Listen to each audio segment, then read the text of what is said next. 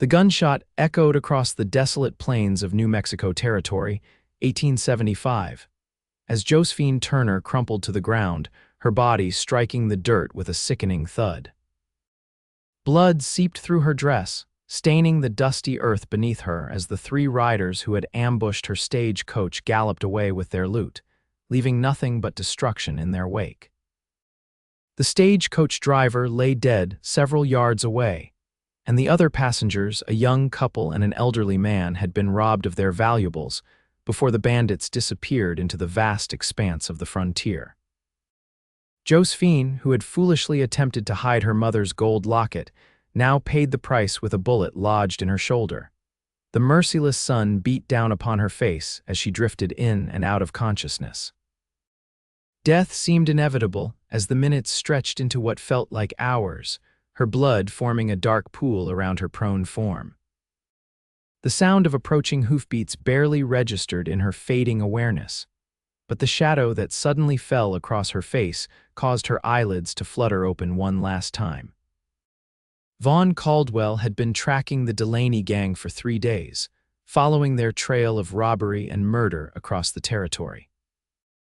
The seasoned bounty hunter had not expected to find a survivor at their latest crime scene, but as he dismounted from his stallion and approached the site of the stagecoach robbery, he spotted her, a woman with copper-colored hair sprawled in the dust, barely clinging to life. "Hold on now," he murmured, kneeling beside her. His calloused hands gently assessed the wound on her shoulder. "You're not dying today, miss." With careful movements, Vaughn lifted Josephine into his arms, her blood staining his worn leather vest. She was too light, and her face had gone pale from blood loss. His jaw set with determination as he mounted his horse, cradling her against his chest. "Stay with me," he whispered as he urged his horse forward, heading toward the nearest settlement, a small mining town called Redemption, about 5 miles east. "Just stay with me." Josephine stirred slightly, her eyelids fluttering. For a brief moment, her gaze met his hazel eyes filled with pain and confusion before she slipped back into unconsciousness. Her head falling against his shoulder, Vaughn rode hard, one arm securely wrapped around the wounded woman, the other holding the reins. He had seen too much death in his 32 years, first in the war, then in his years tracking outlaws across the frontier. Something within him refused to let this woman become another casualty of the lawless West. The town of Redemption appeared on the horizon just as the sun began to set. Its small collection of wooden buildings and dirt roads represented the closest thing to civilization for miles around. Vaughn headed straight for Doc Pearson's clinic, his horse's hooves thundering down the main street. "Doc." Vaughn shouted as he brought his horse to a halt outside the small whitewashed building with its weather-beaten sign. "Doc Pearson." The door swung open, revealing a gray-haired man in his 60s, spectacles perched on his nose. "What's all the—" His words died as he took in the sight of the blood-soaked woman in Vaughn's arms. "Stagecoach robbery," Vaughn explained tersely as he dismounted, still holding Josephine. "Bullet to the shoulder. She's lost a lot of blood." "Bring her in," Doc Pearson directed, holding the door wide. "Quickly now." Inside the clinic, Vaughn laid Josephine gently on the examination table. Her face was ashen, her breathing shallow. "I need to remove the bullet," Doc said, already rolling up his sleeves. "And pray there's no infection setting in. You found her out on the road to Santa Fe," Vaughn nodded, unable to tear his eyes away from the woman's face. Despite the dirt and blood, there was something striking about her features, a quiet strength that had somehow kept her alive when others would have perished. "I need to clean the wound," Doc continued. "You can wait outside." "I'll stay," Vaughn said firmly, surprising himself. Normally, he would have dropped off a wounded stranger and continued his pursuit of the outlaws. The Delaney gang had a $5,000 bounty on their heads, and every hour gave them more distance. Yet something held him there, perhaps the way she had looked at him with those hazel eyes, or maybe just the thought of her waking alone in a strange town after such trauma. Doc Pearson worked efficiently, cutting away the blood-soaked fabric of Josephine's dress to expose the wound. The bullet had entered her shoulder, missing vital arteries by mere inches. "She's lucky," Doc murmured as he extracted the bullet with a pair of forceps. Another inch to the right and she'd be dead. Vaughn remained silent, watching as the doctor cleaned the wound and stitched it closed. His thoughts turned to the Delaney gang, 3 brothers who had been terrorizing the territory for months, leaving a trail of bodies in their wake. By now, they would be miles away, perhaps heading toward the border. "I've done what I can," Doc finally said, wiping his hands on a cloth. "The rest is up to her. She's young and appears strong. With proper care, she should recover." "How long until she wakes?" Vaughn asked. "Hard to say. Hours, perhaps, maybe not until morning." Doc studied him curiously. "You plan on staying until then?" Vaughn hesitated. The bounty hunter in him urged him to get back on the trail, to not lose more time. But another part of him, a part he thought had died during the war, couldn't bear the thought of leaving her alone. "I'll stay until she wakes," he decided. "Need to ask her about the robbery anyway." "Might help me track the gang," Doc nodded knowingly. "There's a chair in the corner. I'll bring you some coffee." As night fell over Redemption, Vaughn kept his vigil beside the unconscious woman.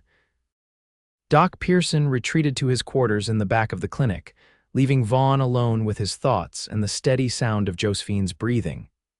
It was past midnight when she stirred, a soft moan escaping her lips as her eyes fluttered open. Confusion clouded her features as she took in the unfamiliar surroundings. "Where?" Her voice was barely above a whisper, rough from dryness. Vaughn leaned forward, offering a cup of water. "You're in Redemption, doctor's clinic. I found you after the stagecoach robbery." She accepted the water gratefully, wincing as the movement disturbed her injured shoulder. "The others?" "The driver didn't make it," Vaughn said gently. "Don't know about any other passengers. They were gone when I arrived." A shadow passed over her face as the memories returned. "There was a young couple and an older gentleman." She closed her eyes briefly. "They took everything, shot the driver when he resisted. I tried to hide my mother's locket and..." Her hand moved unconsciously to her shoulder. "You're lucky to be alive," Vaughn said, studying her face in the lamplight. "I'm Vaughn Caldwell. Can you tell me your name?" "Josephine," she replied. "Josephine Turner." She paused, scrutinizing him with unexpected intensity. "You saved my life, Mr. Caldwell." "Call me Vaughn," he said, feeling strangely self-conscious under her gaze. "And I just happened to be passing by, following the men who did this to you, actually." "You're a lawman?" she asked. "Bounty hunter," he corrected. "Been tracking the Delaney gang for nearly a week now." Josephine attempted to sit up but gasped in pain, falling back against the pillow. "I need to get to Silver Creek," she said urgently. "My uncle is expecting me." "You're not going anywhere for at least a few days," Vaughn stated firmly. "Doc's orders, that shoulder needs time to heal." Frustration flashed across her face. "I don't have a few days. My uncle is ill and I'm all the family he has left. He's expecting me tomorrow." Her voice softened. "I sold everything I had back east to come here after my parents died. I can't fail him too." Something in her determination resonated with Vaughn. He knew what it meant to be alone in the world, to have responsibility weighing on your shoulders. "Silver Creek's a good 3 days' ride from here," he said after a moment, "even if you were well enough to travel, which you're not." Josephine's expression fell, despair evident in her eyes. "He won't know what happened to me. He'll think I abandoned him." "I could send a telegram in the morning," Vaughn offered. "Let him know you're safe but delayed." Gratitude softened her features. "You would do that?" "Least I can do," he replied with a slight shrug. "What's your uncle's name?" "Thomas Turner." "He ran the general store in Silver Creek before he fell ill." Vaughn nodded, filing away the information. "Try to rest now. I'll take care of the telegram first thing." As dawn broke over Redemption, Vaughn found himself at a crossroads. The logical choice was to send the telegram as promised, then get back on the Delaney gang's trail. Every hour gave them more distance, making the bounty that much harder to collect. Yet as he stood outside the telegraph office, he found himself hesitating. The image of Josephine Turner's determined eyes stayed with him. There was something about her, a quiet courage that he admired. She had traveled alone from back east to care for an ailing uncle, only to be shot and left for dead on the unforgiving frontier. And despite it all, her main concern was for her uncle's worry, not her own condition. The telegraph operator, a wiry man with spectacles, looked at him expectantly. "Message ready, sir." Vaughn nodded and dictated a brief telegram to Thomas Turner in Silver Creek, explaining that his niece had been delayed due to a stagecoach robbery, but was safe and would arrive as soon as she recovered from minor injuries. He paid for the message, then stood outside the office, staring down the dusty main street toward the clinic. The Delaney gang was heading south, likely toward the Mexican border. If he left now, he might still catch them before they crossed. $5,000 was a substantial bounty enough to set him up comfortably for a while, maybe even buy that small ranch he'd been considering outside of Denver. Yet, his feet carried him back to the clinic, instead of to the livery stable where his horse waited. Inside, he found Josephine sitting up in bed, her copper hair cascading over her shoulders as Doc Pearson changed her bandage. Her face was still pale, but some color had returned to her cheeks. "Telegram sent," Vaughn announced. "Your uncle should get it by this afternoon." Relief washed over Josephine's face. "Thank you, I can't tell you how much I appreciate your kindness." Doc Pearson finished securing the fresh bandage. "She's healing well, but that shoulder needs at least a week before she should attempt any travel." "A week?" Josephine protested. "That's impossible. Your uncle would rather have you arrive late than not at all," the doctor interrupted sternly. "That wound could reopen with too much movement, and infection out here can be a death sentence." Vaughn could see the conflict on Josephine's face, the urgency to reach her uncle warring with the reality of her condition. "You have funds for lodging?" he asked quietly. "The hotel here is modest but clean." A flush crept into her cheeks. "The bandits took everything I had. My money, my mother's locket. All I have left are the clothes I'm wearing." The words were spoken without self-pity, but the reality of her situation struck Vaughn forcefully. She was alone in a strange town, wounded and without resources. "There's a room above my clinic," Doc Pearson offered. "It's small, but you're welcome to stay there until you're well enough to travel." "I couldn't possibly impose," Josephine began. "It's no imposition," the doctor assured her. "I've been meaning to find a use for that room. Consider it part of your treatment." Gratitude shone in her eyes.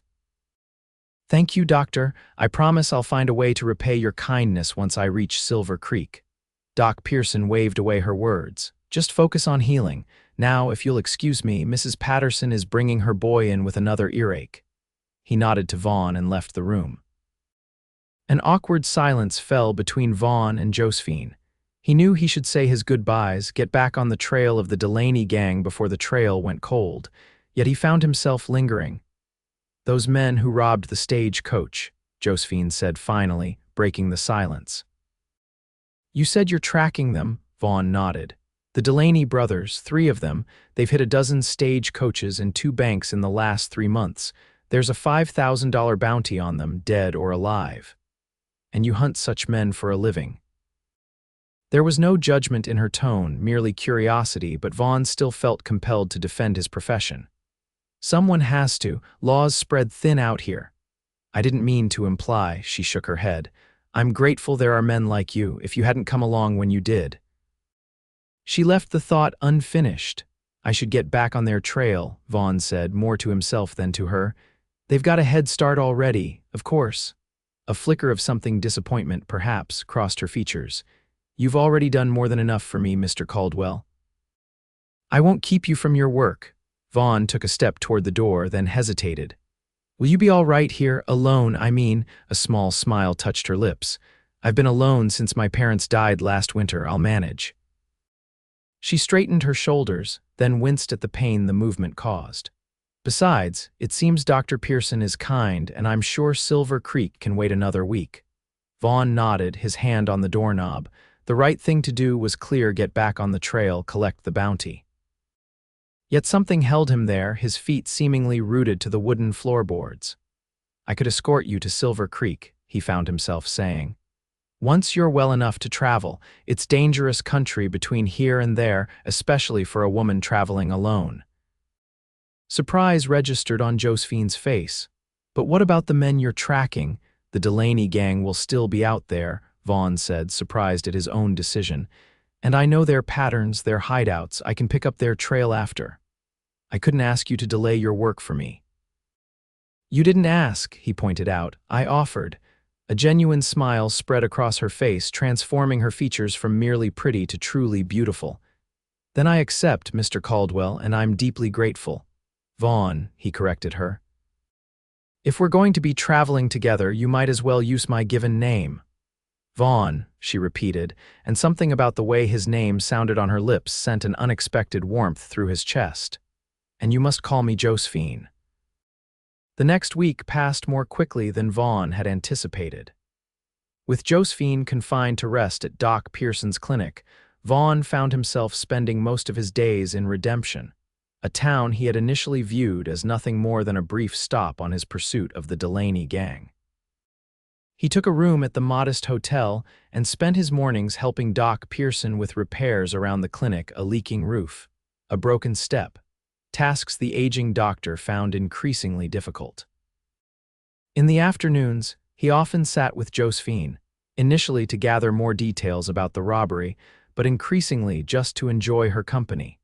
She told him of her life back east. Her father had been a schoolteacher in Boston, her mother a seamstress.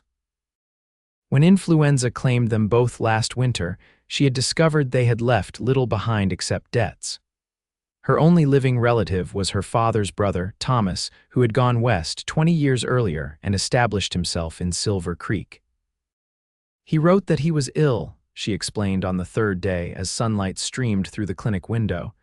Said the doctor told him his heart was failing.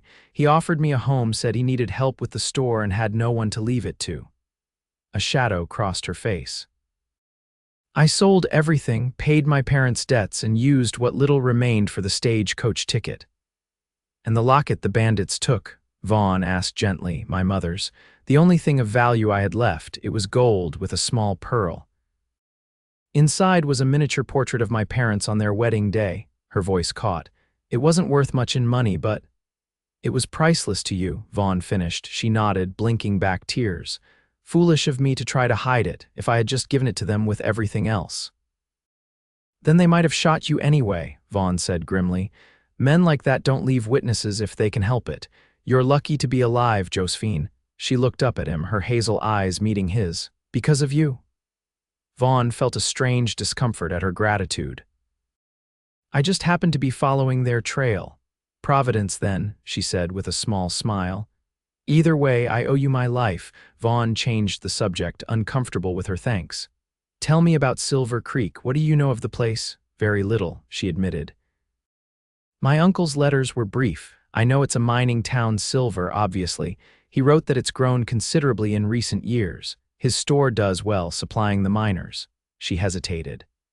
I've never been farther west than Pennsylvania before this journey. Everything here is so vast, so open. It can be overwhelming at first, Vaughn agreed. But there's a freedom to it that gets in your blood. I couldn't go back east now, not to those crowded cities. Where are you from originally? She asked, and Vaughn realized he'd shared very little about himself. Virginia, he said after a moment. Left home at 17 to head west, then the war broke out. Fought for the Union, though my family didn't approve. After it ended, I drifted. Worked as a ranch hand, did some scouting for the Army, fell into bounty hunting about 5 years ago. And your family? Don't have any left, he said shortly. Father died during the war, mother passed 2 years after, no siblings. Josephine's eyes softened with understanding. So we're both alone in the world. Seems that way, he agreed, surprised at how easily he was conversing with her. Vaughn typically kept to himself, preferring the solitude of the trail to the company of others.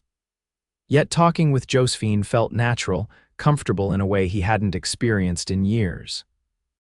By the 6th day, Doc Pearson declared that Josephine's wound was healing nicely and that she could begin moving around more. Vaughn found her that afternoon sitting on the small porch of the clinic, her copper hair gleaming in the sunlight. Doctor says I can travel in 3 more days, she announced as he approached. He's concerned about the wound reopening, but thinks if we take it slowly, I should manage the journey to Silver Creek. Vaughn nodded, leaning against the porch railing. We'll need supplies and a horse for you. I can't afford, I'll handle it, he interrupted. Consider it an advance from your uncle. You can repay me once we reach Silver Creek. Josephine looked as if she wanted to protest, but instead nodded gratefully. Thank you. I promise I'll repay every cent. I know you will, Vaughn said, surprised at how certain he felt about that. In his line of work, trust didn't come easily, yet he found himself trusting Josephine Turner implicitly. Over the next 2 days, Vaughn prepared for their journey. He purchased a gentle mare for Josephine from the local livery, along with a proper saddle. At the general store, he bought supplies: coffee, beans, jerky, flour, and other staples for the 3-day journey. He also selected a modest but practical riding outfit for Josephine, as her city clothes were unsuitable for frontier travel. When he presented the clothes to her, a sturdy split riding skirt, simple blouse, and durable jacket, she accepted them with a mixture of embarrassment and gratitude. I'll add these to my debt as well, she insisted. As you wish, Vaughn agreed, knowing it mattered to her pride. The morning of their departure dawned clear and cool, a perfect day for travel.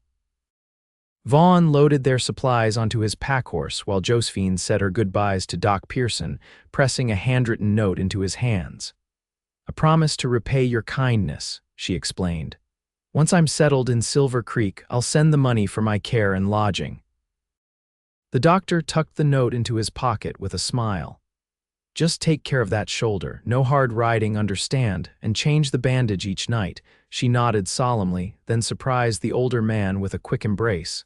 Thank you for everything.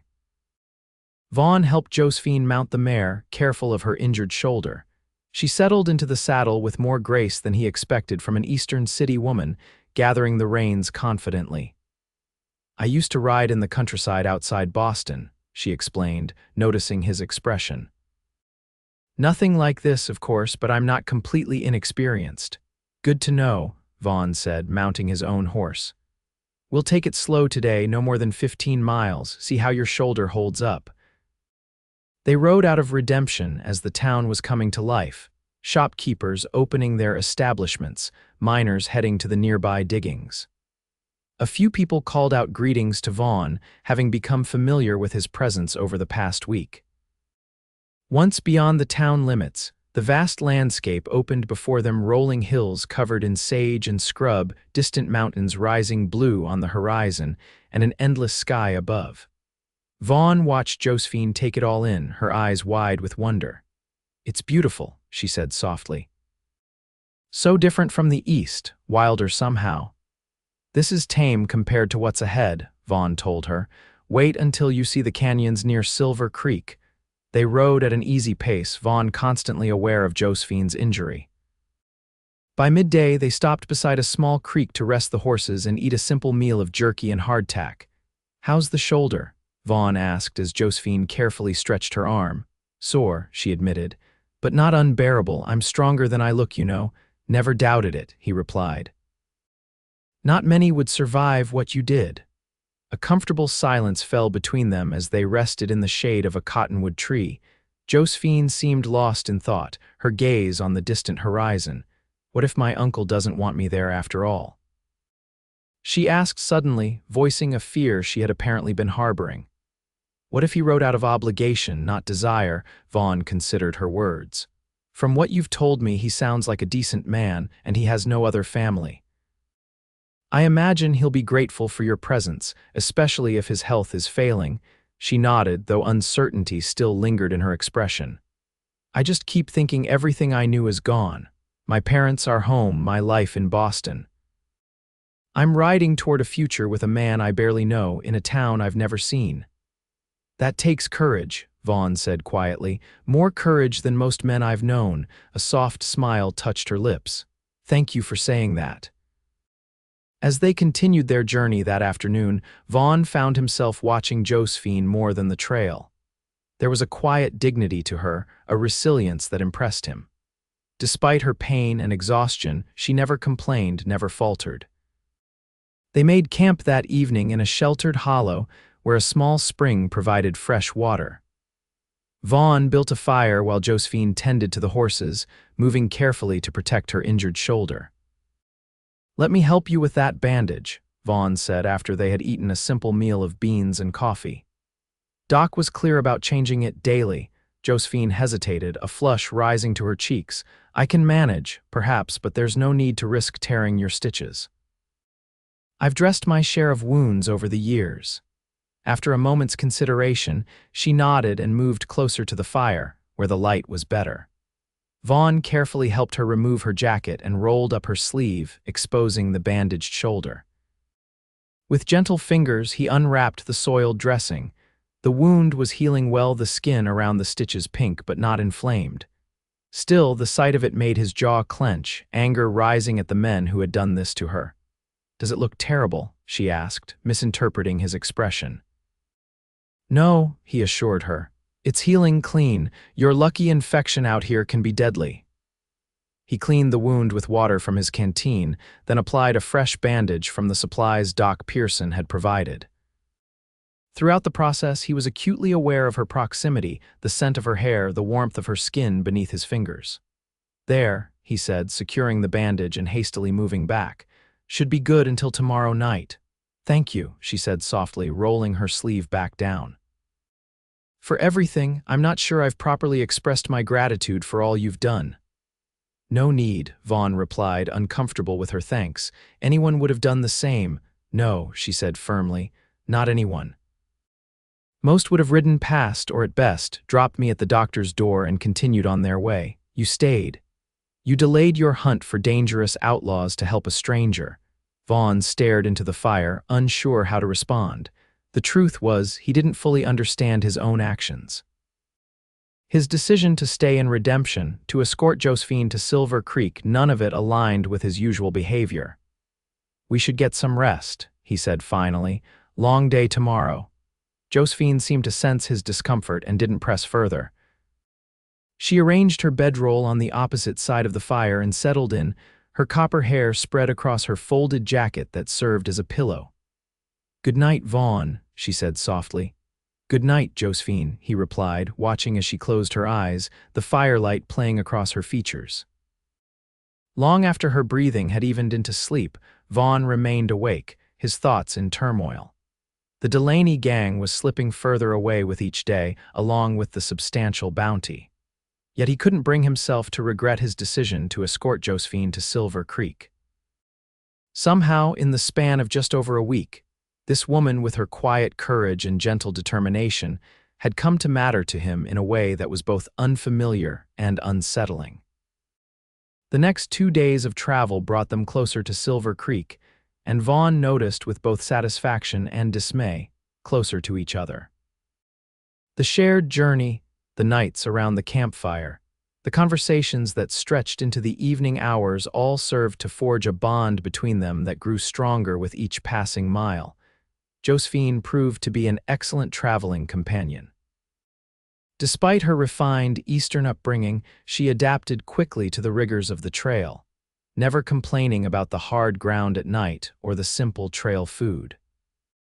Her shoulder continued to heal, and by the third day she moved with greater ease, though Vaughn still insisted on changing her bandage each evening. On the afternoon of the third day, they crested a ridge, and the town of Silver Creek came into view below them, a sprawling settlement nestled in a valley, with the silver mines visible on the surrounding hillsides. Smoke rose from dozens of chimneys, and even from a distance, they could see the bustle of activity in the streets. It's larger than I expected, Josephine said, her expression a mixture of relief and apprehension. It's grown fast, Vaughn agreed. Silver does that brings people running from all directions. They rode down into the valley, the town growing larger as they approached. Silver Creek boasted several saloons, a hotel, numerous shops, and even a small church with a white steeple. Compared to the modest settlement of Redemption, it was positively bustling. You know where your uncle's store is located? Vaughn asked as they reached the outskirts of town. Josephine nodded. His letters said it was on Main Street, across from the Silver Bar Saloon. They rode down the town's main thoroughfare, passing miners, shopkeepers, and ladies in colorful dresses. Several people glanced curiously at them, a wounded woman and a hard-eyed man who carried himself like he knew how to use the pistol at his hip. The general store was easy to spot, a large two-story building with Turner's General Merchandise painted across the front. A covered porch ran the width of the building, with several chairs set outside where old-timers might sit and watch the world go by. The windows displayed a variety of goods, from tools to fabrics to canned foods. Josephine's hands tightened on the reins as they approached, her nervousness evident. Vaughn dismounted first, then helped her down from her mare, his hands lingering briefly at her waist. "Ready?" he asked quietly. She nodded, straightening her shoulders despite the pain it must have caused. "Ready." The bell above the door jingled as they entered the store. Inside, shelves lined the walls from floor to ceiling, filled with everything from food staples to mining equipment, clothing to household goods. A long counter ran along the back wall, behind which stood a middle-aged woman with graying hair pulled back in a severe bun. "Can I help you?" the woman asked, her sharp eyes taking in Josephine's travel-worn appearance and the obvious bulge of the bandage beneath her jacket. "I'm looking for Thomas Turner," Josephine said, her voice steadier than Vaughn had expected. "I'm his niece, Josephine." The woman's expression changed instantly, shock and something like relief washing over her features. "Josephine, from Boston. But we received a telegram saying you'd been injured in a robbery." "I was," Josephine confirmed. "This is Mr. Caldwell. He saved my life and escorted me here once I was well enough to travel." The woman hurried around the counter, her earlier reserve completely gone. "I'm Martha Simmons. I've been helping your uncle with the store since his health declined." She looked Josephine up and down with concern. "But you're injured. You must sit down immediately." Before Josephine could respond, a door at the back of the store opened, and an elderly man appeared, leaning heavily on a cane. His white hair and beard were neatly trimmed, and despite his obvious frailty, he carried himself with dignity. "Martha, who's come in?" he called, his voice surprisingly strong. "Thomas," Martha said, turning toward him with a bright smile. "It's Josephine, your niece has arrived." The old man froze, his eyes widening as he took in the sight of Josephine standing in his store. For a moment he seemed unable to speak, his gaze moving from her face to her injured shoulder and back again. "Josephine," he finally managed. "My brother's girl." Josephine stepped forward, uncertainty in her expression. "Uncle Thomas, I'm Josephine. I'm sorry I'm late."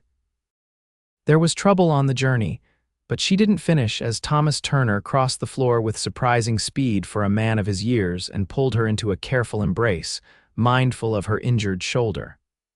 "My dear girl," he said, his voice thick with emotion. "When I got that telegram, I feared the worst, that you might not come at all or that your injuries were more severe than stated. I would have been here sooner, but the doctor insisted I wait until the wound began to heal," Josephine explained, tears glistening in her eyes. "Mr. Caldwell was kind enough to escort me once I was able to travel." Thomas Turner turned his attention to Vaughn, studying him with shrewd eyes. "Then I owe you a debt of gratitude, sir. My niece is the only family I have left in this world." Vaughn shifted uncomfortably under the old man's gaze. "No debt, Mr. Turner. Your niece is a remarkable woman. It was my honor to ensure she arrived safely." Something knowing flickered in the old man's eyes. "Indeed, she takes after her father. My brother had the same quiet strength." He turned back to Josephine. "But you must be exhausted from your journey, and that shoulder needs tending. My living quarters are upstairs. Martha, would you mind the store while I get my niece settled?" "Of course," Martha replied. "Take all the time you need." Thomas led Josephine toward the back stairs, then paused, looking back at Vaughn.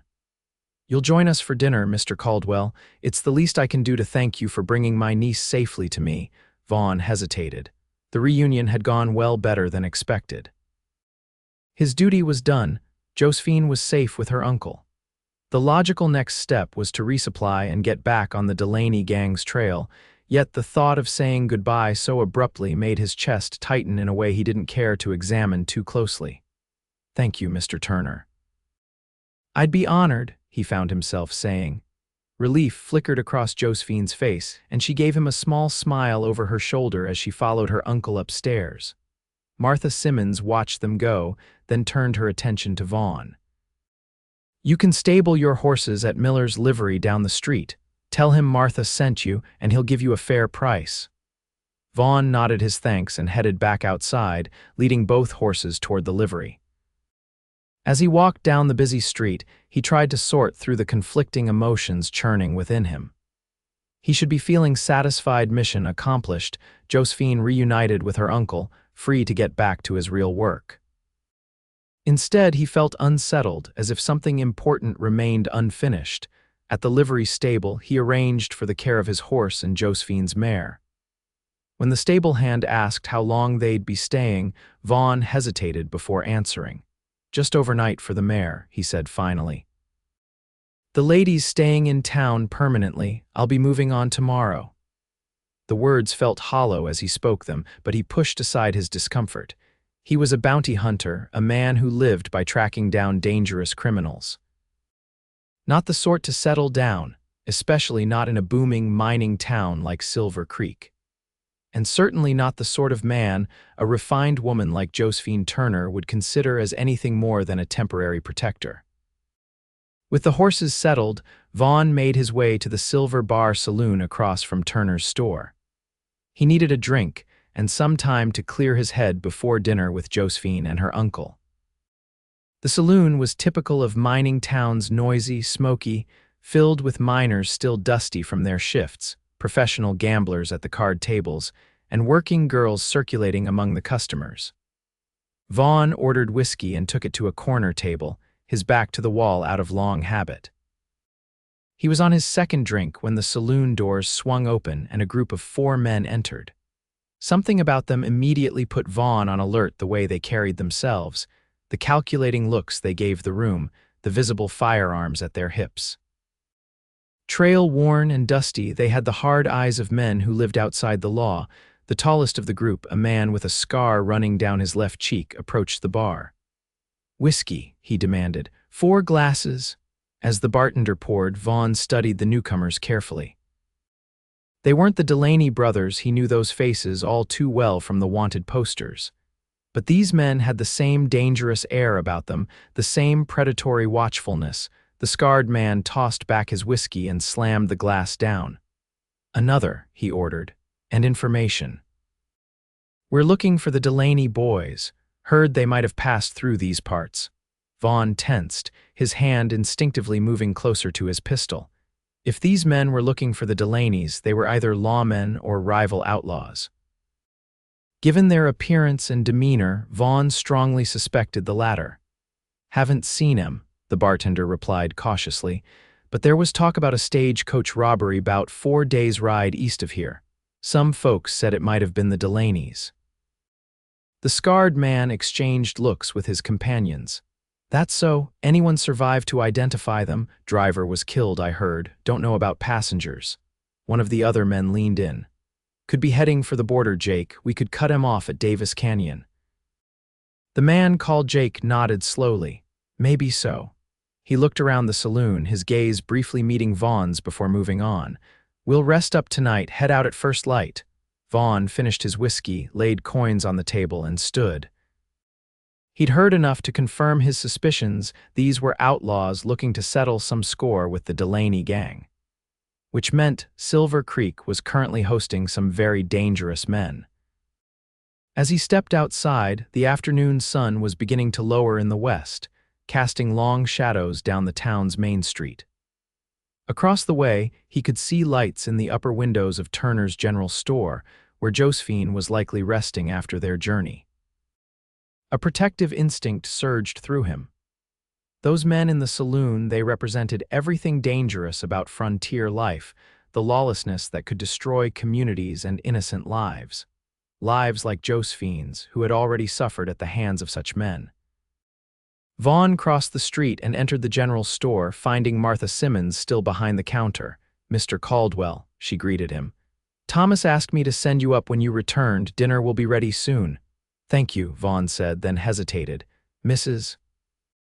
Simmons, do you know if the town has a sheriff?" She nodded. "Sheriff Wilson. His office is 2 doors down from the hotel. Is something wrong?" "Just being cautious," Vaughn assured her. "Some rough-looking men just rode into town. Probably nothing to worry about, but it never hurts to be aware." Martha's expression turned knowing.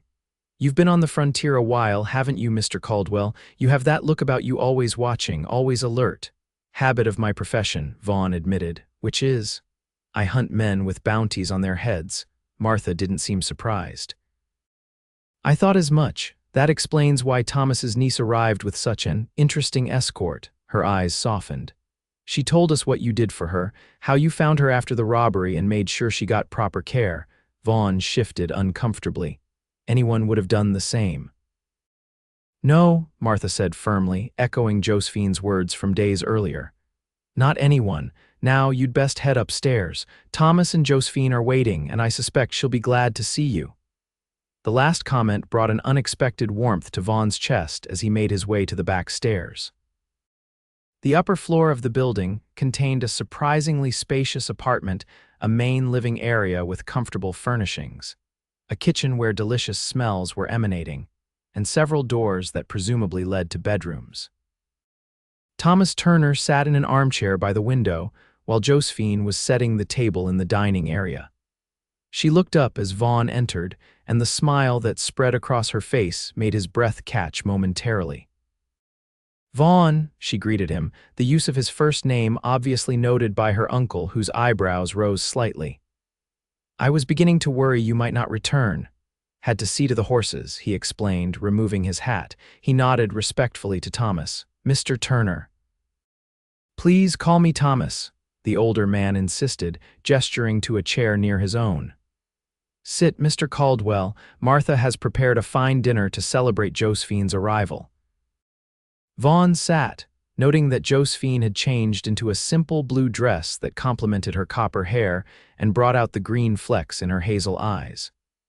The transformation from trail-worn traveler to proper young lady was striking, though no less appealing. My niece has been telling me of your journey, Thomas said, his shrewd eyes studying Vaughn, and of how you saved her life after the stagecoach robbery. It seems I owe you a greater debt than I initially realized. As I said before, there's no debt, Vaughn replied. I was tracking the men who robbed the stagecoach. Finding your niece was fortunate timing, for which I'll be eternally grateful, Thomas said solemnly. Josephine is my only living family. Losing her would have been. He trailed off, emotion clouding his features. Josephine moved to her uncle's side, placing a gentle hand on his shoulder. But you didn't lose me, Uncle. I'm here now, and I'm going to help you with the store, just as we planned. Thomas covered her hand with his own, patting it affectionately. Yes, my dear. And I can't tell you how relieved I am. This old heart of mine isn't what it used to be, and running the store alone has become increasingly difficult. Their obvious affection for each other stirred something in Vaughn, a bittersweet longing for family connections he hadn't experienced in years. He had been alone for so long that he had almost forgotten what it felt like to have someone genuinely care about his well-being. Dinner was a pleasant affair, with Martha joining them after closing the store. The food was excellent: roast beef, potatoes, fresh bread, and even apple pie for dessert. Throughout the meal, the conversation flowed easily, with Thomas sharing stories about Silver Creek's growth, and Martha occasionally adding details about the townspeople Josephine would soon meet. The miners are rough around the edges, Martha explained, but most are decent men just trying to make a living. It's the elements that follow the silver gamblers, outlaws, opportunists that cause the real trouble. Speaking of which, Vaughn interjected, deciding to share what he had observed. There's a group of men who rode in this afternoon. They were asking about the Delaney gang at the Silver Bar. Thomas frowned. The Delaneys, they're the ones who robbed Josephine's stagecoach, Vaughn nodded. I've been tracking them for their bounty. These new arrivals seem to be looking for them as well, though I doubt it's to bring them to justice. Rival outlaws? Martha asked shrewdly. That would be my guess, Vaughn confirmed. 4 of them led by a man with a scar on his left cheek, called Jake by one of his companions. Thomas and Martha exchanged concerned looks. That sounds like Jake Murdoch, Thomas said gravely. He and his gang have caused trouble around these parts before, robbed a payroll shipment from the mine last year, killed 2 guards in the process. Should we alert Sheriff Wilson? Josephine asked, her face paling slightly at the mention of more outlaws. I'll stop by his office in the morning, Thomas assured her, but Murdoch and his men haven't broken any laws in town yet. Sheriff can't arrest them just for having a bad reputation. They mentioned heading out at first light, Vaughn said. With any luck, they'll be gone before causing any trouble here. The conversation shifted to lighter topics after that, but Vaughn remained uneasy. The presence of Jake Murdoch and his gang complicated matters. If they were indeed pursuing the Delaney brothers, it suggested some kind of conflict between the outlaw groups, the kind of conflict that often resulted in innocent bystanders getting hurt. As the evening wore on, Vaughn found himself increasingly aware of Josephine's presence across the table. The way the lamplight caught in her hair, the animation in her face as she conversed with her uncle, the occasional glances she sent his way when she thought he wasn't looking all of it stirred emotions he had long kept buried. After dinner, Martha excused herself to return to her own home, leaving Thomas, Josephine, and Vaughn sitting in the comfortable living area. Thomas, obviously tiring despite his efforts to hide it, finally addressed the question that had been hanging in the air. "So, Mr. Caldwell, Vaughn, what are your plans now that you've delivered my niece safely to Silver Creek?" Josephine's eyes lifted to his face, and though her expression remained composed, Vaughn could see the tension in her shoulders as she awaited his answer. "I should get back on the Delaney gang's trail," he said after a moment. "They have a substantial bounty on their heads and they've hurt too many people to be allowed to continue their crimes." "Of course," Thomas nodded, his expression understanding but somehow disappointed. "When do you plan to leave?" The question hung in the air, and Vaughn found himself reluctant to give a definitive answer. Logic dictated he should depart in the morning every day gave the Delaneys more distance. Yet something held him back, something he wasn't ready to acknowledge even to himself. "I haven't decided," he admitted finally. "Might be wise to see if Murdoch and his men actually leave town first. If they're staying, the sheriff might appreciate an extra gun." Relief flickered across Josephine's features, quickly masked but not before Vaughn caught it. The knowledge that she wanted him to stay, even briefly, caused a warmth to spread through his chest. "A sensible precaution," Thomas agreed, a knowing look in his eyes. "In that case, you must stay here. I have a spare room that's far more comfortable than the hotel and considerably less expensive." "I couldn't impose," Vaughn began. "Nonsense," Thomas interrupted. "After what you've done for my niece, it's the least I can offer. Besides, having a man of your capabilities under our roof would be reassuring with outlaws in town." Vaughn glanced at Josephine, who nodded encouragingly. "Please, Vaughn, we'd be glad to have you stay. Put that way, how could he refuse?" "Thank you," he said simply. "I accept your hospitality, at least for tonight." Thomas smiled, clearly pleased. "Excellent. Now, if you'll both excuse me, these old bones need rest." He stood slowly, leaning on his cane. "Josephine, my dear, your room is the first door on the right. Vaughn, you'll be in the room at the end of the hall. Sleep well, both of you." With that, the older man made his way to his bedroom, leaving Vaughn and Josephine alone in the living area. A moment of awkward silence fell between them, so different from the easy companionship they had developed on the trail. "Your uncle is a good man," Vaughn said finally. "Yes," Josephine agreed, relief evident in her voice. "I was so nervous about coming here, about whether we would get along, whether he truly wanted me here, but he's been nothing but kind and welcoming." "He needs you," Vaughn observed. "More than he probably admits. His health is clearly failing." Sadness crossed Josephine's features. "I know. I can see it in how he moves, how quickly he tires. I'm glad I arrived when I did." Another silence fell, this one more comfortable. The lamp on the table between them cast a warm glow, creating an intimate atmosphere that made Vaughn acutely aware of their solitude. "I should probably turn in as well," Josephine said softly, though she made no move to rise. "It's been a long journey." "Yes," Vaughn agreed, equally reluctant to end their time together. "How's your shoulder?" "Better," she said, rotating it carefully. "The pain is less each day, thanks to your care on the trail." Vaughn shrugged off her thanks. "You're a fast healer." "Vaughn," she said suddenly, her voice taking on a more serious tone. "What you said earlier about leaving to track the Delaney gang, is that what you truly want? The directness of her question caught him off guard. "It's what I do," he replied carefully. "They're dangerous men who need to be brought to justice." "That wasn't what I asked," she pointed out gently. Vaughn stood and moved to the window, looking out at the darkened street below, where a few lamps still burned in the saloon across the way. The truth was, he wasn't entirely sure what he wanted anymore. For years, his life had been simple track outlaws, collect bounties, survive.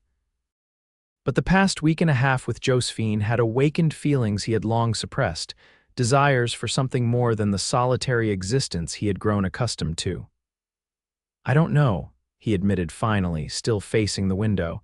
"Bounty hunting is all I've known for 5 years. It's uncomplicated, clear, find the bad men, bring them in, collect the reward. And is that enough?" Josephine asked softly, rising to join him at the window. "Does it make you happy?" Vaughn turned to face her, struck by her proximity. The lamplight caught the copper highlights in her hair, and her hazel eyes regarded him with a depth of understanding that made his heart race. "I stopped thinking about happiness a long time ago," he said honestly. "After the war, after losing my family, survival seemed enough." Josephine's expression softened and she reached out tentatively, her fingers just brushing his arm. And now, the simple touch sent warmth spreading through him. "Now I'm not so sure," he admitted. "These past days, traveling with you, it's been different, better." A soft smile curved her lips. "For me as well." They stood there, the moment stretching between them, filled with unspoken possibilities. Vaughn found himself wanting to close the distance between them to discover if her lips were as soft as they appeared. But uncertainty held him back. She was an educated Eastern lady, he a rough bounty hunter with blood on his hands. "What future could there possibly be in that? We should get some rest," he said finally, stepping back. "Tomorrow will bring its own decisions." Disappointment flickered in her eyes, but she nodded. "Of course. Good night, Vaughn. Good night, Josephine." He watched as she moved down the hallway to her room, her copper hair gleaming in the dim light. Only when her door closed behind her did he release the breath he hadn't realized he was holding. Tomorrow, he told himself. Tomorrow he would decide whether to stay or go. Tonight, he would simply be grateful for a comfortable bed and the knowledge that Josephine was safe under the same roof. Dawn broke over Silver Creek with a clarity that only the mountain air could provide. Vaughn woke early, a habit ingrained from years on the trail. He dressed quietly and made his way to the kitchen, intending to brew coffee before the others awoke. To his surprise, he found Josephine already there, dressed in a simple calico dress, her hair loosely braided over one shoulder. "Good morning," she greeted him with a smile that made his heart beat faster. "I thought I might be the early riser, but it seems you've beaten me to it." "Old habits," he explained, returning her smile. "Hard to sleep past dawn after so many years outdoors. I've made coffee," she said, gesturing to the pot on the stove. "And I'm attempting biscuits, though I warn you, cooking was never my strongest skill in Boston." Vaughn accepted a cup of coffee gratefully, watching as she worked at the counter, measuring flour into a bowl. There was something profoundly domestic about the scene, something that stirred longings he had thought long buried. "I checked out the window earlier," Josephine said as she worked the dough. "The horses are gone from in front of the Silver Bar. Perhaps Murdoch and his men have left town as they planned." "Perhaps," Vaughn agreed, though experience told him it was rarely that simple. "I'll check with the sheriff after breakfast, just to be certain." They worked together to prepare the morning meal, moving around the kitchen with an easy familiarity that belied their short acquaintance. By the time Thomas emerged from his room, leaning heavily on his cane, they had biscuits baking in the oven and bacon sizzling in a pan. "Well," Thomas said, his eyes twinkling as he took in the scene, "I see you two have made yourselves at home in my kitchen." "I hope you don't mind, Uncle," Josephine said, crossing to help him to a chair at the table. "I thought it might be nice to have breakfast ready." "Mind, my dear, having a beautiful young woman prepare my breakfast is a luxury I never expected at my age." He settled into the chair with a grateful sigh, and with a capable young man to help, no less. Breakfast was a pleasant affair, with Thomas sharing stories about the town and its inhabitants. Josephine listened attentively, occasionally asking questions about the store and its operation. Vaughn observed their interaction, noting the genuine affection growing between the two. Thomas clearly adored his niece, and Josephine seemed equally taken with her uncle. As they finished eating, the bell from the store below jangled, indicating that Martha had arrived to open for the day. "I should go down and help," Josephine said, rising to clear the dishes. "I need to learn the operation of the store if I'm to be useful." "No rush, my dear," Thomas assured her. "Martha can handle things for a while. Take time to settle in." "I insist," Josephine replied firmly. "The sooner I learn, the sooner you can rest properly." She turned to Vaughn. "Will you be checking with the sheriff?" He nodded, rising from the table. "And I need to make some decisions about my next steps." A shadow crossed her face, quickly masked. "Of course." "I hope you'll let us know what you decide." "I will," he promised. After helping clean up from breakfast, Vaughn made his way downstairs and out onto the main street. The town was already bustling with activity miners heading to their shifts, shopkeepers opening their establishments, wagons delivering goods. It had the energy of a place where fortunes could be made and lost in a day. The sheriff's office was a small building with a sign proclaiming law enforcement above the door. Inside, Vaughn found a grizzled man in his 50s sitting at a desk, a silver star pinned to his vest. "Sheriff Wilson?" Vaughn inquired. The man looked up, assessing Vaughn with experienced eyes. "That's right, and you are," Vaughn Caldwell. "I'm staying with Thomas Turner and his niece." Recognition dawned in the sheriff's eyes. "Ah, the bounty hunter who brought Miss Turner to town. Thomas mentioned you might stop by." He gestured to a chair opposite his desk. "What can I do for you, Mr. Caldwell?" Vaughn took the offered seat. "I noticed Jake Murdoch and his gang rode into town yesterday. Just wanted to check if they've moved on as they claimed they would." Sheriff Wilson's expression turned grim. "They left at first light, heading south. Said they were looking for the Delaney brothers. You're familiar with the Delaneys, I understand." "I've been tracking them for their bounty," Vaughn confirmed. "They robbed the stagecoach that Miss Turner was traveling on, shot her in the process." The sheriff nodded slowly. "Nasty business." "From what I gather, the Delaneys and Murdoch have some kind of score to settle, something about a disagreement over territory." He leaned back in his chair. "You planning to continue after the Delaneys?" It was the question Vaughn had been asking himself since the previous evening. Logic dictated that he should. $5,000 was a substantial bounty, enough to set him up comfortably for a while. Yet the thought of leaving Silver Creek, of leaving Josephine, made his chest tighten in a way he couldn't ignore. "Haven't decided yet," he admitted. A knowing look crossed the sheriff's weathered features. "Miss Turner is a fine young woman. Heard she made quite an impression on the journey here." Vaughn shifted uncomfortably. "She's resilient, stronger than she appears." "Most women out here have to be," Sheriff Wilson observed. "The frontier isn't kind to the weak, regardless of gender." He studied Vaughn thoughtfully. "You know, Silver Creek could use a man with your skills. Town's growing fast, and with that growth comes trouble. I could use a deputy." The offer caught Vaughn off guard. "A deputy?" "I'm a bounty hunter, sheriff, not a lawman." "Same skills, different application," Wilson countered. "You know how to track, how to handle yourself in a fight, how to read people. Pay's not as exciting as bounty hunting, but it's steady. And you'd be helping build something here, not just cleaning up after the fact." The idea was unexpected but not unappealing. A settled life in Silver Creek, a purpose beyond the next bounty, the chance to be near Josephine as she built her new life with her uncle. It was more tempting than Vaughn wanted to admit. "I appreciate the offer," he said carefully, "but I need time to consider it." Sheriff Wilson nodded. "Fair enough. Offer stands if you decide to stay." He rose, extending his hand. "Either way, thanks for the information about Murdoch. I'll keep an eye out in case they double back." Vaughn shook the sheriff's hand and left the office, his mind churning with the unexpected opportunity.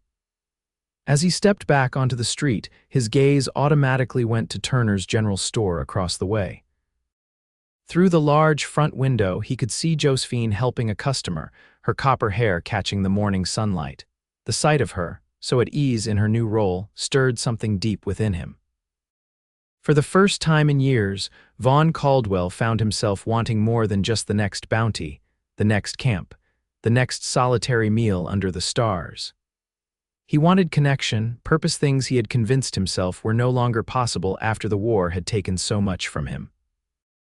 With a decision forming in his mind, Vaughn headed toward the telegraph office. Before he could commit to any future in Silver Creek, he needed to tie up loose ends, specifically to alert the marshal's office about the Delaney gang's last known whereabouts. If he wasn't going to collect that bounty himself, at least he could help ensure those men faced justice for what they had done to Josephine and countless others. The telegraph operator, a thin man with spectacles, took down Vaughn's message without comment. With that task completed, Vaughn found himself drawn back toward Turner's store, his steps quickening as he approached. Inside, Josephine was arranging a display of fabric near the front window. She looked up as he entered, her face brightening. "Vaughn, did you speak with the sheriff?" "I did," he confirmed, moving closer. "Murdoch and his gang left town at dawn, heading south." Relief crossed her features. "That's good news." "Josephine," he began, then hesitated, suddenly uncertain how to express what he wanted to say. "I was wondering if you might take a walk with me later. There's something I'd like to discuss with you." Curiosity and perhaps a touch of hope flickered in her eyes. "Of course. I'm helping Uncle Thomas and Martha until noon, but I'm free after that. I'll come back then," he promised. The hours until noon seemed to crawl by. Vaughn used the time to visit the livery stable, where he checked on his horse and made arrangements to keep it stabled indefinitely, a small but significant commitment to staying in Silver Creek, at least for now. He also stopped by the hotel to settle his account for the room he had reserved but never used. As the church bell rang 12 times, Vaughn made his way back to Turner's general store. Inside, he found Josephine helping an elderly woman select yarn, her manner patient and attentive. She looked up as he entered, a smile lighting her features. "Just a moment," she mouthed to him, completing her transaction with the customer before approaching him. "I'm ready for that walk now if you're still interested." "Very much so," Vaughn replied, suddenly nervous in a way he hadn't been since he was a youth in Virginia. They stepped out onto the sunlit street, walking side by side past the various businesses of Silver Creek. Miners tipped their hats to Josephine as they passed, already recognizing her as Thomas Turner's niece. Several nodded respectfully to Vaughn as well, word of his role in bringing Josephine safely to town having apparently spread. They walked in comfortable silence until they reached the edge of town, where a small creek, the town's namesake, bubbled over rocks and between grassy banks. A few cottonwood trees provided welcome shade from the midday sun. "It's beautiful here," Josephine observed, gazing at the clear water. "So different from Boston, yet I already feel more at home than I expected." "Your uncle is clearly happy to have you," Vaughn said, "and you seem to have taken to store work naturally." She smiled, tucking a stray strand of copper hair behind her ear. "It's satisfying helping people find what they need, and Uncle Thomas is a patient teacher." She turned to face him fully. "But I don't think you asked me to walk with you to discuss my work at the store." Vaughn took a deep breath, gathering his courage. "No, I didn't." He gestured to a flat rock near the water's edge. "Shall we sit?" Once they were seated, Vaughn found himself struggling to find the right words. He had faced armed outlaws with less trepidation than he felt now, trying to express feelings he had kept buried for so long. "Sheriff Wilson offered me a job," he said finally, "as his deputy."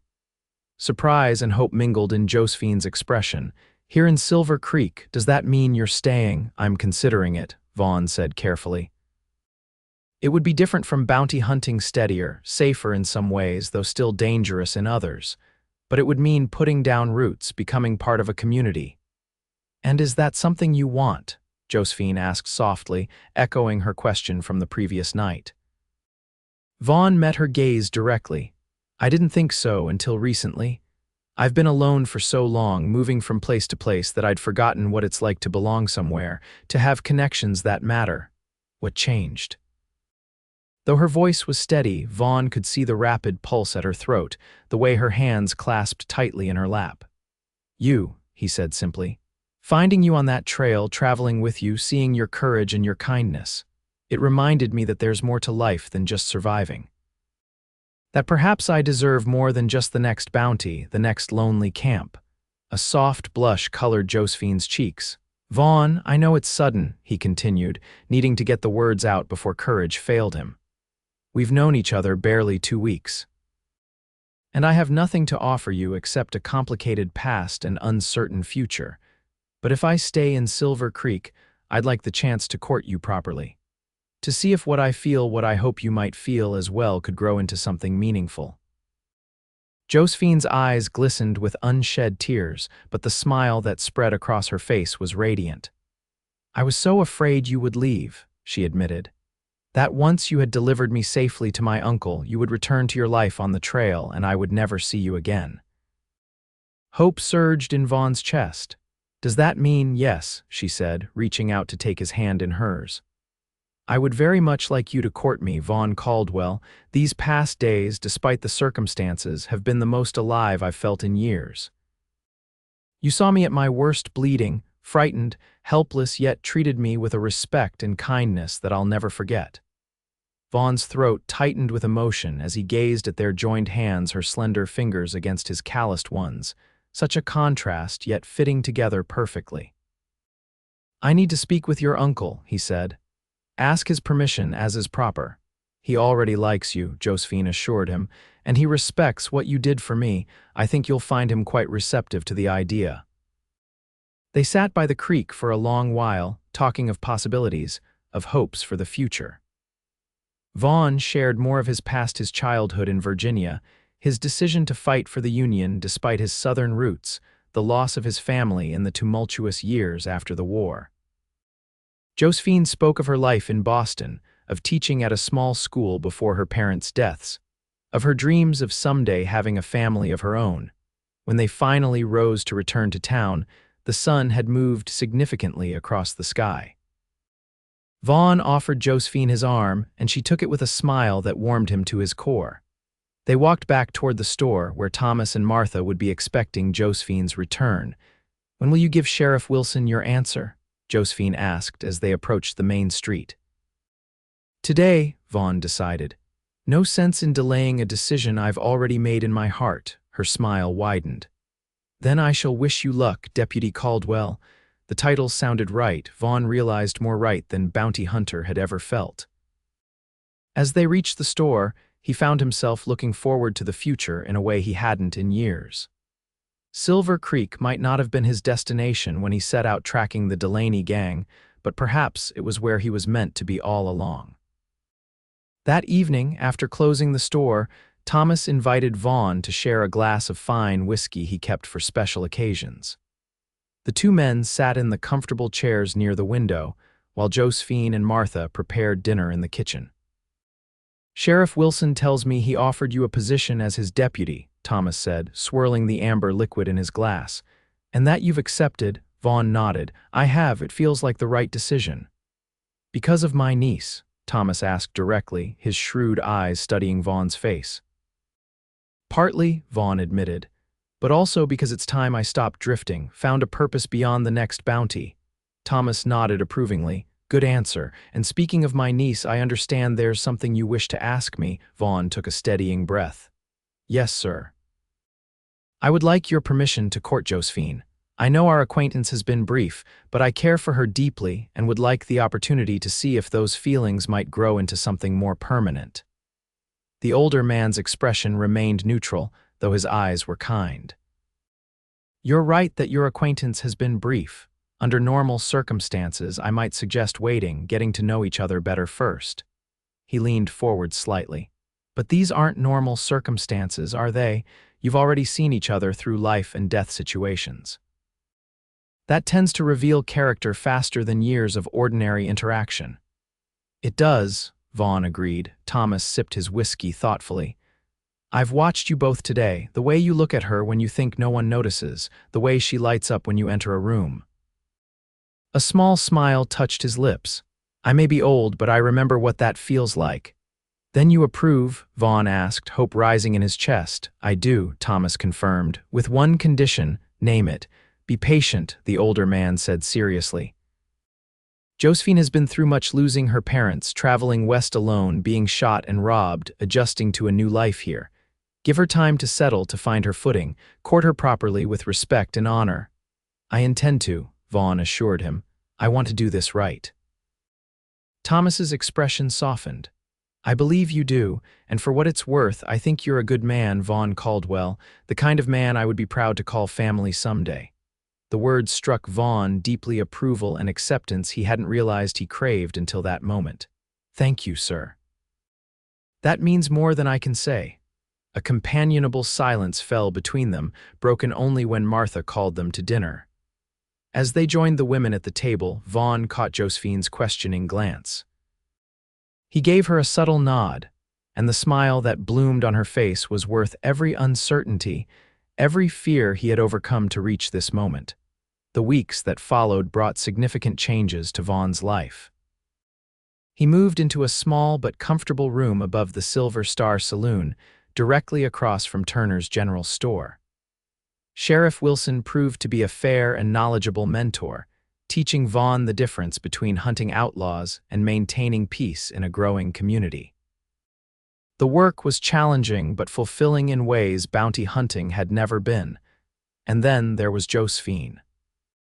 True to his word to Thomas, Vaughn courted her properly, escorting her to church on Sundays, taking her for walks in the evenings after the store closed, bringing her small gifts that showed he was paying attention to her preferences. A book of poetry when she mentioned missing her father's library. A hair ribbon that matched her favorite dress. Wildflowers gathered during his patrol of the town's outskirts. In return, Josephine flourished in her new life. She proved adept at running the store, bringing new ideas that increased business and endeared her to the townspeople. Her shoulder healed completely, leaving only a small scar as a reminder of her brush with death. And each day, her feelings for Vaughn grew stronger, deeper. 3 months after arriving in Silver Creek, on a crisp autumn evening, Vaughn took Josephine back to the creek where they had first spoken of their feelings. The cottonwood trees were touched with gold, and the water reflected the fiery colors of sunset. It's beautiful here, Josephine said, her hand tucked into the crook of his arm. Even more so than when you first brought me, Vaughn nodded, his heart pounding with nervous anticipation. I wanted to bring you back here because this is where everything changed for me. Where I realized I wanted more than just the life I'd been living. She turned to face him, her copper hair catching the last rays of sunlight. It changed for me too. Taking both her hands in his, Vaughn met her gaze directly. These past months have been the happiest of my life, Josephine. Getting to know you, seeing your kindness, your intelligence, your strength, I fall more in love with you each day. Tears glistened in her hazel eyes. Vaughn, I know it hasn't been long by some standards, he continued, but I believe some things don't need years to know they're right. He released her hands only to reach into his pocket, withdrawing a small box. Kneeling before her, he opened it to reveal a simple gold ring set with a small pearl. This isn't your mother's locket, and I know nothing could replace that. But I hope this might be the beginning of new memories, new treasures. Josephine gasped, her hand flying to her mouth. Josephine Turner, would you do me the great honor of becoming my wife? Vaughn asked, his voice steady despite the tumult of emotions in his chest. Yes, she whispered, tears now flowing freely down her cheeks. Yes, Vaughn, I will marry you. With hands that trembled slightly, he slid the ring onto her finger, then rose to his feet. Josephine stepped into his embrace, and for the first time their lips met in a kiss that sealed their promise to each other. When they finally parted, both breathless and smiling, Josephine looked down at the ring on her finger. It's beautiful. The pearl reminds me of the one in my mother's locket. That was intentional, Vaughn admitted. I wanted you to have something that honored your past while looking toward our future. Her eyes shining with love, Josephine reached up to touch his face gently. I thought I had lost everything when that stagecoach was robbed. My possessions, my mother's locket, nearly my life. I never imagined that day would ultimately lead me to the greatest happiness I've ever known. Vaughn covered her hand with his own, turning to press a kiss to her palm. When I found you bleeding in the dust that day, I was only thinking of getting you to safety. I had no idea I was carrying my future in my arms." They were married 2 weeks later in Silver Creek's small church, with Thomas giving away the bride and Sheriff Wilson standing as Vaughn's best man. The entire town turned out for the celebration. Miners, shopkeepers, ranchers from the surrounding area, all gathering to witness the union of the town's deputy and the beloved niece of Thomas Turner. Josephine wore a dress of cream-colored silk that Martha had helped her make, with her copper hair adorned with small white flowers. Vaughn, dressed in his finest suit, felt his breath catch as she walked down the aisle toward him. Her radiant smile meant only for him. The vows they exchanged were traditional, but spoken with a depth of feeling that moved many in the congregation to tears. When the preacher pronounced them husband and wife, Vaughn gathered Josephine into his arms for a kiss that promised a lifetime of love and devotion.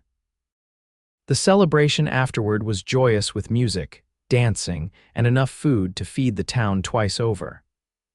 Thomas Turner, his health improved somewhat by the happiness of recent events, gave a toast to the newlyweds that left few dry eyes in the room. "To Josephine and Vaughn," he said, raising his glass. "May the circumstances that brought you together, though painful at the time, always remind you of the precious gift you found in each other, and may your love grow stronger with each passing day." Later that evening, as Vaughn and Josephine departed for the small house they had purchased on the edge of town, a wedding gift from Thomas, the older man pressed something into Josephine's hand. "What's this?" she asked, opening her palm to reveal a small key. "The key to my safe at the bank," Thomas explained. "I want you to go there tomorrow. There's something waiting for you that I've been saving for a special occasion." Curious but unwilling to delay their departure further, Josephine tucked the key into her reticule and embraced her uncle warmly. "Thank you for everything, Uncle Thomas, for welcoming me, for loving me, for giving us your blessing." "Thank you for bringing joy back into my life," he replied softly. "Now go, begin your life together. I'll see you both soon." The following afternoon, after a morning of marital bliss in their new home, Vaughn accompanied Josephine to the bank. Using Thomas's key, they opened his safe deposit box to find a small package wrapped in velvet cloth. Josephine unwrapped it carefully, then gasped in astonishment. In her hands lay her mother's gold locket, the very one stolen during the stagecoach robbery. "How is this possible?" she whispered, opening the locket to reveal the miniature portrait inside, intact and undamaged. Inside the safe was a note in Thomas's handwriting. "My dear Josephine, 2 months ago, Sheriff Wilson and Vaughn arrested a man trying to sell this locket to the assayer's office. It was one of the Delaney brothers, separated from his gang and desperate for funds. He is now in custody awaiting trial for multiple robberies, including the one that nearly took you from us before we ever met. Vaughn insisted I keep this a secret until after your wedding. He wanted it to be a surprise, a symbol that sometimes what is lost can be found again, and that justice, though slow, does eventually come. With all my love." Uncle Thomas' tears filled Josephine's eyes as she looked up at Vaughn. "You knew all this time," he nodded, taking her hands in his. "I wanted it to be a surprise, a wedding gift more precious than anything I could buy. But how did you know it was my mother's locket? The description you gave me, gold with a pearl containing portraits. When the youngest Delaney tried to sell it, the assayer thought it suspicious and alerted the sheriff. We arrested him that same day, and the other brothers, still at large," Vaughn admitted. "But with one in custody and willing to testify against the others for a reduced sentence, it's just a matter of time before they face justice as well." Josephine clutched the locket to her heart, then carefully placed it around her neck where it belonged. "Thank you," she whispered. "For this, for everything. I told you once that I would help you find your way in this new life," Vaughn reminded her gently. "That promise doesn't end with our wedding vows, it's only just beginning." 5 years later, Vaughn stood on the porch of their expanded home, watching as Josephine showed their 4-year-old daughter, Elizabeth, how to gather eggs from the chicken coop. Their 2-year-old son, Thomas, named for his great-uncle who had passed peacefully in his sleep the previous winter, played contentedly at Vaughn's feet with wooden blocks.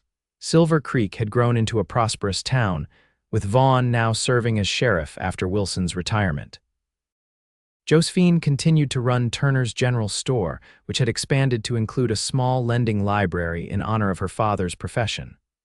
Life wasn't always easy on the frontier. There were still outlaws to deal with, harsh winters to endure, and occasional disputes to settle. But every challenge they faced together, their love growing stronger with each passing year. As Josephine approached the porch, Elizabeth skipping beside her with a basket of eggs, Vaughn felt a profound gratitude wash over him. The path that had led him to this moment had been marked by violence and loss, yet it had ultimately delivered him to a happiness he had never dared to imagine. "What are you thinking about?" Josephine asked, setting the basket down and joining him on the porch steps. "You have that look in your eyes. Just thinking about how it all began," he replied, wrapping an arm around her shoulders.